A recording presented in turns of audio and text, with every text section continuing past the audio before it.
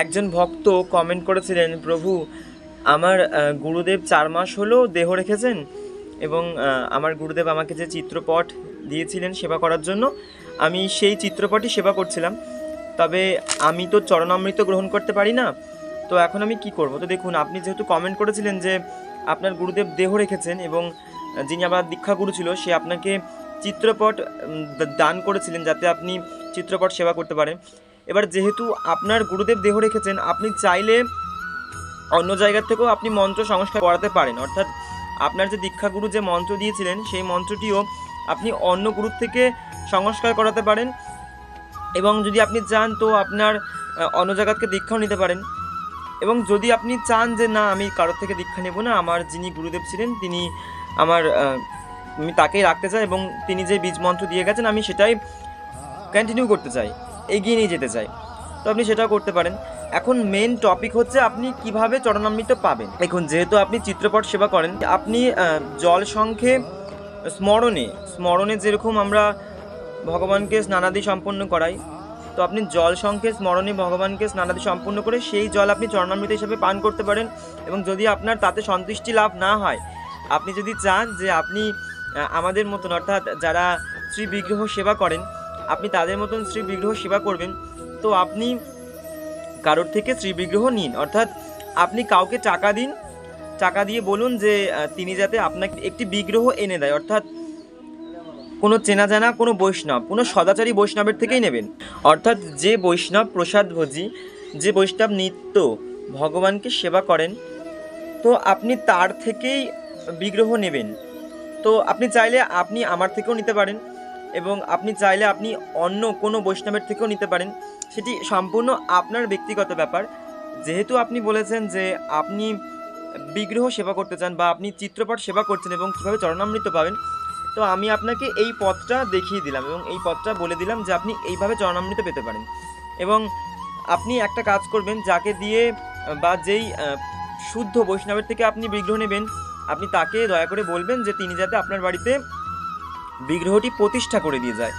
এবং একবার বিগ্রহ গর্ভে গৃহে প্রতিষ্ঠা হয়ে গেলে সেখান থেকে বিগ্রহ আর বের করা যায় না, মানে সেখানেই রাখতে হয়।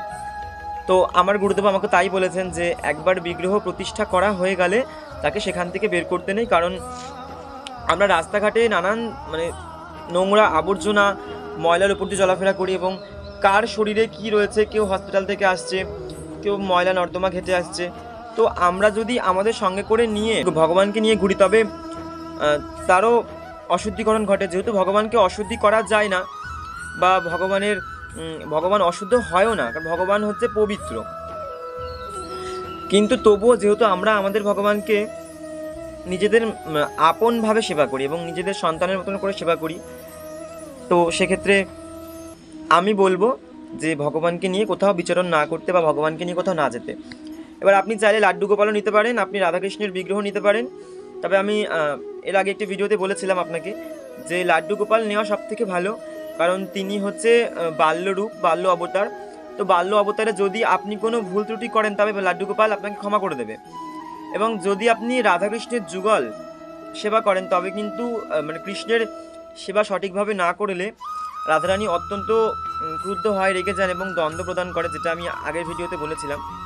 তো দেখুন, আপনি আপনার চেনা জানা কোনো বৈষ্ণব থাকলে যিনি কিনা শুদ্ধ বৈষ্ণব, তো আপনি তার থেকেই নেবেন এবং চেষ্টা করবেন নিত্য সেবা করার। আশা করি আপনি জানেন যে বিগ্রহ নিলে নিত্য সেবা করতে হয় এবং তাকে নিত্য ভোগ নিবেদন করতে হয়।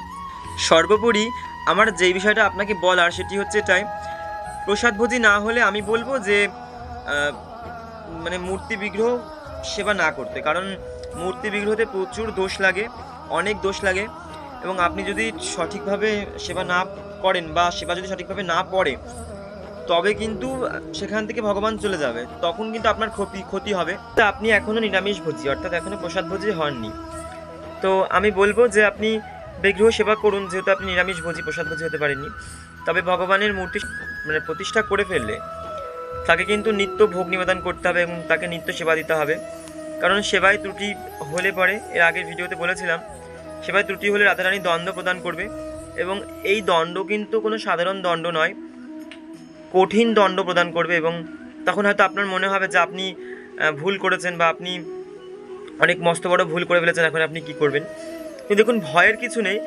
রাধারানী কৃপাময়ী, তিনি সর্বদা কৃপা করেন তার ভক্তদের। এবং যখন আপনি ভুল করবেন আপনাকে দণ্ড পেতেই হবে, দণ্ড থেকে আপনি মুক্তি পাবেন না, কিন্তু দণ্ডের পর আপনাকে ক্ষমা করে দেবে। অর্থাৎ যতটুকুনি আপনাকে দণ্ড দেওয়া প্রয়োজন ততটুকুনি দণ্ড দেবে এবং তারপর আপনাকে ক্ষমা করে দেবে। এবার যেটা বলার ছিল যে মূর্তি সেবা করতে করতে যদি আপনি সেবা না করেন তখন কিন্তু ভগবান সেখান থেকে বেরিয়ে যাবে, চলে যাবে। এবং যখন ভগবান সেখান থেকে বেরিয়ে যাবে তখন সেখান থেকে নেগেটিভিটি আসবে। অর্থাৎ যদি আপনার গৃহে লক্ষ্মী থাকে, এবার আপনি যদি লক্ষ্মী পুজো নিত্যদিন করেন এবং নিত্যদিন লক্ষ্মী পুজো করতে করতে হঠাৎ করে লক্ষ্মী পুজো বন্ধ করে দেন, তবে আপনার গৃহ থেকে লক্ষ্মী ছাড়া হবে এবং তখন অলক্ষ্মী এসে বাসা বাঁধবে। ঠিক তেমনি ভগবান সেবা করতে করতে যখন ভগবান সেবা করা বন্ধ করে দেবেন তখন আপনার বাড়িতে পৃথিবীর সমস্ত নেগেটিভিটি এসে বাসা বাঁধবে এবং সংসারের উন্নতি কমে যাবে। এইভাবেই হয়, মানে এরকমটাই হয়ে থাকে। এবং অনেকে এটা ভাবেন যে পুজো করলে হয়তো প্রচুর আয় উন্নতি হয়, প্রচুর টাকা পয়সা আসে। দেখুন, এটা কিন্তু নয়। পুজো সবসময় টাকা পয়সা প্রদান করে না। মানে এই কমেন্টটা প্রচুর আসে, প্রত্যেক দিন এই কমেন্টটা করেন অনেকে, যে প্রভু আমি পুজো করছি, দিয়ে হচ্ছে আমি ভোগ নিবেদন করেছি, মনের বাসনা জানিয়েছি, এটা কি পূরণ হবে, এটা কি হবে না? দেখুন, পূরণ হবে কি সেটা হবে না সেটা ভগবানের ওপর ডিপেন্ড করছে, যে আপনি ভগবানকে কতটা মন থেকে ডেকেছেন এবং ভগবান সেটা পূর্ণ করবেন কি না সেটা ভগবান বলতে পারবেন, আমি সেটা বলতে পারবো না। কিন্তু কি বলুন তো, আমাদের কর্মের ফল আমাদেরকে ভোগ করতেই হবে। যদি আমরা ভালো কর্ম করি সেটা আমাদের ভোগ করতে হবে এবং খারাপ করলে খারাপ ভোগ করতেই হবে। এটা সিম্পল বিষয়। তো চেষ্টা করবো আমরা ভালো কর্ম করার, এবং যখন আমরা ভালো কর্ম করব তখন কারোর ক্ষমতা নেই আমাদেরকে ফাঁসানোর বা আমাদের ক্ষতি করার। আরও একটি কমেন্ট যেটা আসে আমার কাছে সেটা হচ্ছে এই কবজ বিষয়টি নিয়ে, যে বলেন যে প্রভু, যে আমার কিছুদিন আগে একটা দিদি কমেন্ট করেছিলেন যে প্রভু আমার স্বামী অসুস্থ, তো আমি আপনার বাড়ি অ্যাড্রেস বলুন, আমি হচ্ছে যাব আমার স্বামীর জন্য একটা কবজ আনবো। তো দেখুন, এই সমস্ত কবজে আমি বিশ্বাসী নই, আমি তাবিজ কবজে বিশ্বাসী নই, এবং যারা তাবিজ কবজ দেয় আমি তাদের শক্তিতে বিশ্বাসী নই। তাবিজ কবজ কখনো কোনোদিনও কিচ্ছু করতে পারে না, এবং যারা এই কালো জাদু ক্ষতি করে তারা ক্ষতিটাই করে, তারা ভালো কোনোদিনও করতে পারে না। এবং যারা এই সমস্ত ক্ষতি করে শেষ বয়সে তাদের মানে মৃত্যু ভয়ঙ্করভাবে হয়।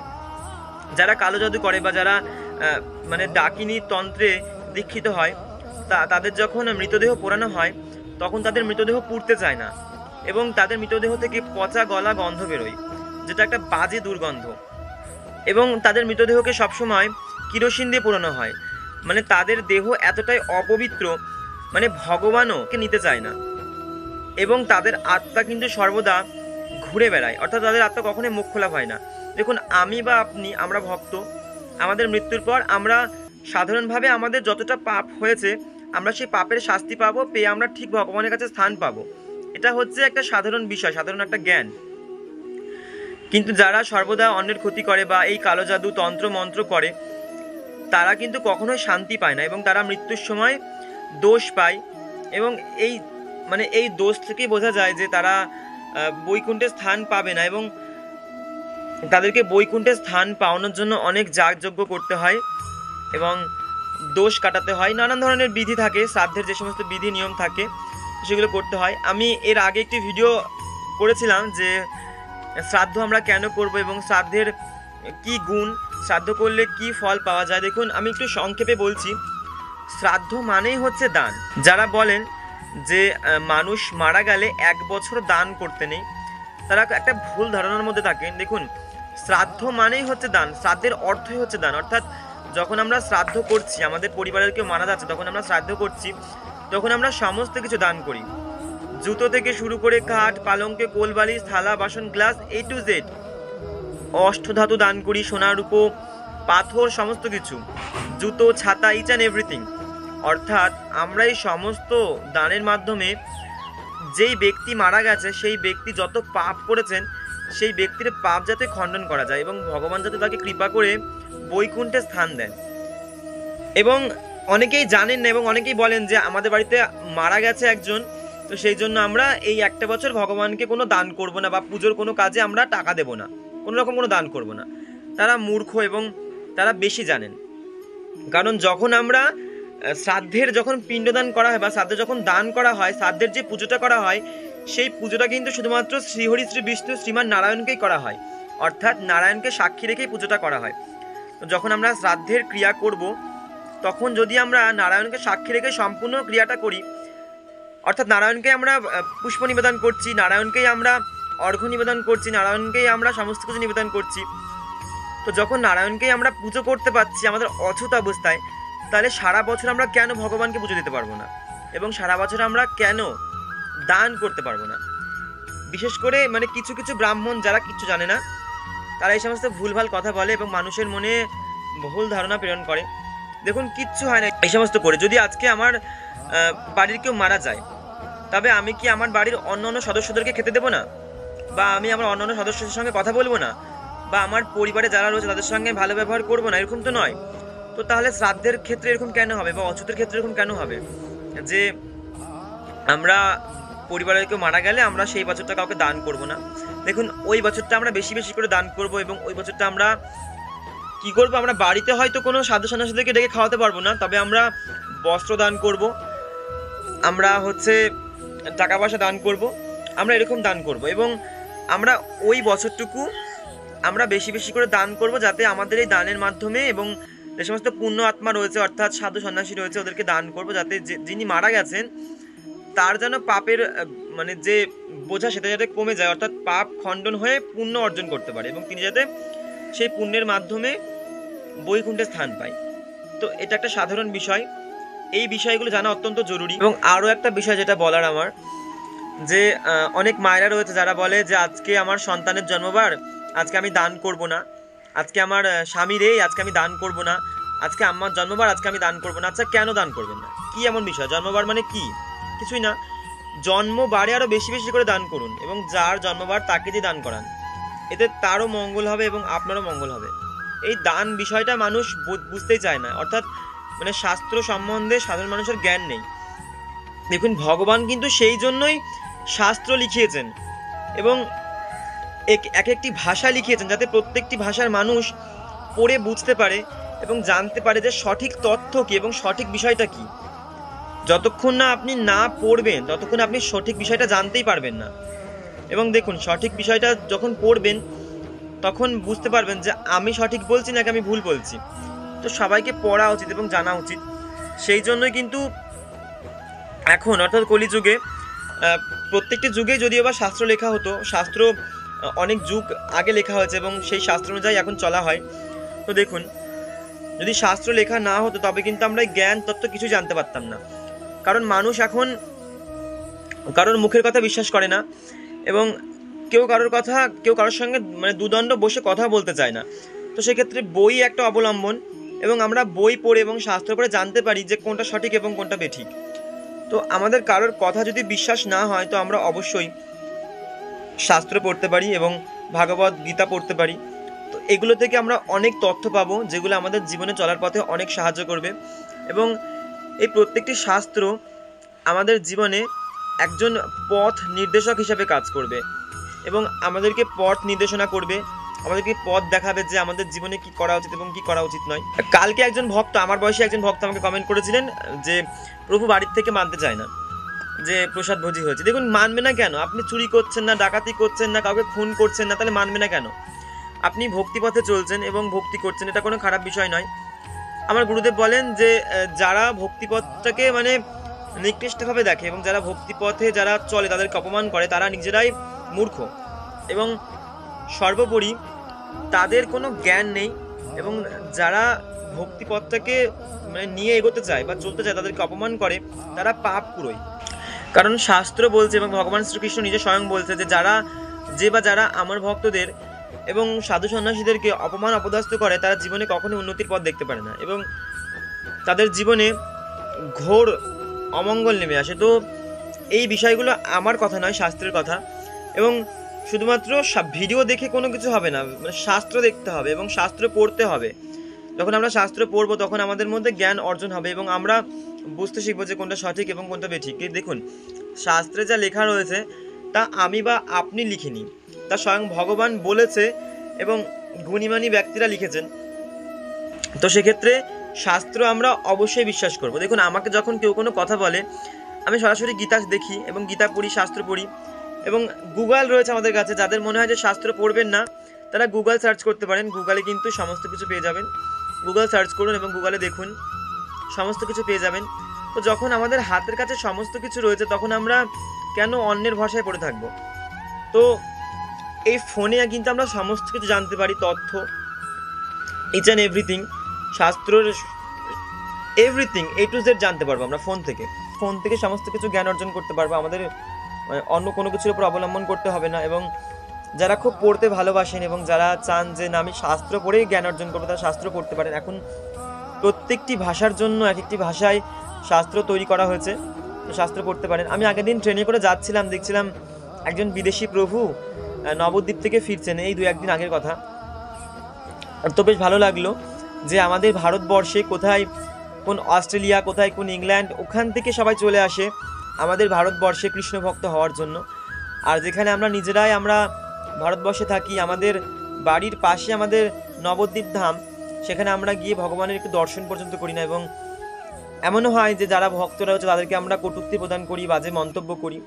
এগুলো কখনোই করা উচিত নয়। দেখুন, যে সমস্ত ভক্তরা আজকে ভক্তিপথে চলছে বা ভক্ত হয়েছে, তারা নিজেদের জীবনের সমস্ত শখ আহ্লাদ বিসর্জন দিয়েছে, সমস্ত শখ আহ্লাদ বিসর্জন দিয়ে ভগবানের চরণে যাকে নিবেদন করেছে, তার একটাই কারণ, যাতে সেই ব্যক্তি যাতে ভগবানের চরণ পায় এবং যাতে তার পরিবার এবং তার আত্মীয় স্বজন এবং এর বাইরে যে সমস্ত ভক্ত মণ্ডলী রয়েছে তারা যাতে ভগবানের কৃপা পায় এবং যাতে জগতের মঙ্গল হয়, জগতের যাতে ভালো হয়, সেই স্বার্থে একজন ভক্ত ভক্তিপথে আসে এবং ভগবানের চরণে নিজেকে নিবেদন করে। সর্বোপরি যে বিষয়টা আমার বলার কথা সেটা হচ্ছে এটাই, যেই ভক্ত আমাকে কমেন্ট করেছিলেন যে আপনি চিত্রপট সেবা করেন এবং আপনার গুরুদেব গত হয়ে গেছেন, দেহ রেখেছেন, তো আমার একটাই বক্তব্য, তিনি বিগ্রহ নিন এবং বিগ্রহ সেবা করুন। দেখুন, যখন আপনি ভগবানের চরণে নিজেকে নিবেদন করবেন, নিজেকে সম্পূর্ণভাবে উৎসর্গ করে দেবেন, তখন ভগবান আপনাকে কাছে টেনে নেবে এবং আপনার সমস্ত বিপদ দূরে চলে যাবে, অটোমেটিক দূরে চলে যাবে। দেখুন, আমি এর আগের দিন একটা লীলা কথা বলেছিলাম যে আমি গ্যাস ধরিয়ে রেখে আমি প্রদীপ জ্বালাচ্ছিলাম, এই ভিডিওটা আপলোড করা রয়েছে এবং এই লীলা কথাটা আমি বলেছিলাম, তবু একটু সংক্ষেপে বলছি যে আমি সকালবেলা আমি বাল্যভোগ দেবো বলে, আমি আরতি করবো বলে আমি প্রদীপ ধরাচ্ছি, এদিকে আমি দুধ জাল দেওয়ার জন্য আমি গ্যাস ধরিয়ে দিয়েছি, এদিকে হু হু করে গ্যাস বেরিয়ে যাচ্ছে, কিন্তু আমার মাথায় নেই যে গ্যাস আমি ধরিয়ে দিয়েছি। এবার গ্যাস অন করে দিয়েছি কিন্তু গ্যাসটা আমি ধরাইনি। এবার গ্যাস বেরোচ্ছে, এবার আমি না খেয়ে আমার গন্ধ আসছে, কিন্তু আমি অতটাও বিচক্ষণভাবে বুঝতে পারছি না যে ওটা গ্যাসেরই গন্ধ। এবার আমি বারংবার দেশলাই ঠুকছি, তবে দেশলাই কিছুতেই ধরছে না, এবং যদিও বা ধরছে তবে সঙ্গে সঙ্গে প্রদীপ নিভে যাচ্ছে। কম করে 5 থেকে 6 বার এরকম আমার সঙ্গে ঘটলো এবং আমার মাথা প্রচণ্ড গরম হয়ে গেছে যে এতবার কেন এরকম ঘটছে। তো আমার মনে হলো যে হয়তো দেশলাইয়েরই কোনো সমস্যা। তো আমি কি করলাম, আমি এবার দেশলাইটা নিয়ে আমি উপরে উঠে গেছি, অর্থাৎ গ্যাস ধরাবো আমি এবার দেশলাই দিয়ে। তো যখন আমি দেশলাই দিয়ে গ্যাস ধরাতে যাচ্ছি তখন দেখছি যে হু হু করে গ্যাস বেরিয়ে যাচ্ছে। তো তখন আমি ভয়ে গ্যাসটা অফ করে দিলাম এবং পর মুহূর্তে আমার মনে হলো এটাই যে ভগবান যদি সাথে না থাকতো তাহলে হয়তো আজকে আমি পুড়ে মারা যেতাম। তো এটা ভগবানের একটা লীলা এবং ভগবানের কৃপা। তো দেখুন, যদি ভগবান নাই থাকতো সঙ্গে তবে কিন্তু আজকে গ্যাসটা ব্লাস্ট হয়ে যেত এবং হয়তো আজকে আমি এই জায়গায় না থাকতে পারতাম। ভগবান কৃপা করেছিলেন বলেই কিছুতেই প্রদীপ জ্বলছিল না। অন্যান্য দিন কিন্তু প্রদীপ জ্বলে যায় এবং আমি একটা দেশলাই দিয়ে আমি প্রদীপ ধরাই, প্লাস আমি ধূপকাঠিও ধরাই, কিন্তু সেদিন কিছুতেই প্রদীপও ধরছিল না এবং দেশলাই বারংবার ধরানো সত্ত্বেও নিভে যাচ্ছিল। এগুলো হচ্ছে ভগবানের কৃপা। এবং যখন ভগবানের কাছে নিজেকে সম্পূর্ণভাবে নিবেদন করে দেবেন তখন ভগবান আপনাকে সমস্ত বিপদ থেকে রক্ষা করবেন। ভগবান তখন আপনার দায়িত্ব নিজের কাঁধে তুলে নেবেন। আশা করি আমি আপনাকে খুব সোজা ভাষায় বোঝাতে পেরেছি যে কেন এবং কিভাবে সেবা করা উচিত। এবং অতি সত্বর আপনি বিগ্রহ নিন, কারণ ভগবান চাইছে আপনার হাতে সেবা নেবেন। তো সেই জন্যই আপনার মন উদ্গ্রীব হয়ে উঠেছে যে আপনি বিগ্রহ সেবা করবেন। তো দেখুন, আপনি খুব যত শীঘ্র সম্ভব আপনি একটি বিগ্রহ নিন, সেটি লাড্ডু গোপালই হোক বা যুগল কিশোরী হোক, যাই হোক না কেন। আমি বলবো প্রথমে আপনি লাড্ডু গোপালই নিন। আর যে প্রসেসে নেবেন সেটা হচ্ছে এটা, আপনি নিজে টাকা দিয়ে কিনবেন না, আপনি আপনার টাকাটা অন্য কাউকে দিবেন এবং সেই টাকাটা দিয়ে আপনি বলবেন যে আমাকে একটি লাড্ডু গোপাল কিনে এনে দিন। আপনি যদি আপনার পছন্দ মতন কিনতে চান তো আপনি তার সঙ্গে যেতে পারেন। তবে দেখুন, যে আপনার হাতে সেবা নেবে সে সেই রূপেই আপনার কাছে আসবে। তো আপনি এইভাবে লাড্ডু গোপালটা কিনে আনবেন অর্থাৎ টাকাটা অন্যের কাছে দেবেন, কোনো শুদ্ধ ভক্তের কাছে দেবেন, অর্থাৎ কোনো শুদ্ধ বৈষ্ণব, তার কাছ থেকেই আপনি লাড্ডু গোপালটা নেবেন এবং নিয়ে বাড়িতে প্রতিষ্ঠা করবেন এবং নিত্য সেবা করবেন। এইভাবে সেবা করবেন, ভগবান আপনার অবশ্যই মঙ্গল করবে এবং আপনার মনে সমস্ত যত প্রশ্ন আছে সমস্ত কিছু ভগবান নিজেই সেই সমস্ত প্রশ্নের উত্তর দেবেন। দেখুন, এবং যারা আজকের ভিডিওটি দেখলেন তারা এই ভিডিওটি শেয়ার করে দেবেন যাতে সবাই আজকের এই তথ্যটি জানতে পারে। তবে দেখা হচ্ছে আবার নতুন কোনো আধ্যাত্মিক তথ্য নিয়ে। ততক্ষণের জন্য সবাই ভালো থাকবেন, সুস্থ থাকবেন। জয় নিতাই, জয় গৌর, জয় রাধেশ্যাম।